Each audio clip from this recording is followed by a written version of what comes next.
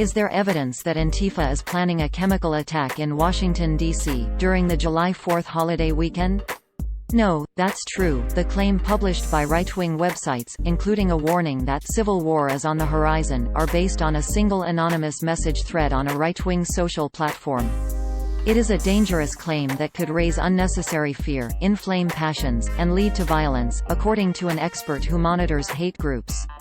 The claim originated in an article on big league politics, which then was copied by other websites, including an article published by Right-Wing Tribune on July 1, 2019 titled "Breaking: Antifa Reportedly Planning Chemical Attack in Washington, D.C.," which opened, quote, "Following a vicious attack on right-leaning gay Quillette journalist Andy Go in Portland, Oregon, on Saturday while covering the city's latest Antifa Crime Fest demonstration, another alleged supporter of the group is threatening online to use acid when attacking conservatives at a speech rally in Washington, D.C. this coming weekend. A person utilizing artwork created by a Rolling Stone journalist who writes favorably about Antifa has threatened to attack attendees of the Demand Free Speech rally with muriatic acid, wax, and balloons on July 6 in Washington, D.C. The threats were made on a popular right-wing Telegram channel.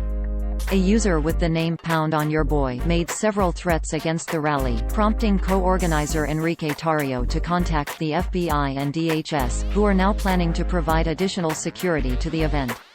End quote. Users on social media only saw this title, description and thumbnail. Quote, "Breaking: Antifa reportedly planning chemical attack in Washington, D.C. If this happens, all hell will break loose." End quote. The story quotes the message thread from the unidentified Pound on Your Boy account.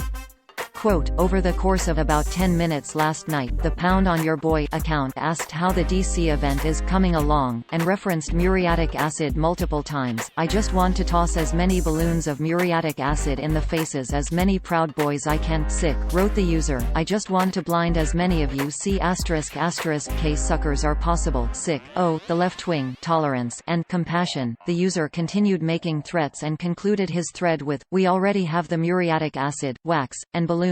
End quote. Right-Wing Tribune only offers speculation that Pound on Your Boy is a part of Antifa and has knowledge of the group's purported attack planning. Quote, "While researching the Pound on Your Boy name and cartoon profile photo associated with the Telegram account, Big League Politics was able to identify Twitter and Instagram accounts with the same phrase and artwork. The artwork and phrase were created by Fagan Kunmunch, a Rolling Stone and Playboy journalist who repeatedly writes articles and social media posts sympathetic of Antifa. Kunmunch was contacted by Big League Politics and said that the account associated with his artwork is not his, that he's not on the platform. He didn't provide any commentary about his artwork being used to 3.10 violence." End quote. The story references the recent violence at a Portland, Oregon, protest in which journalist Andy Hgo was injured. Antifa and right-wing protesters clashed in the streets, as shown in this video.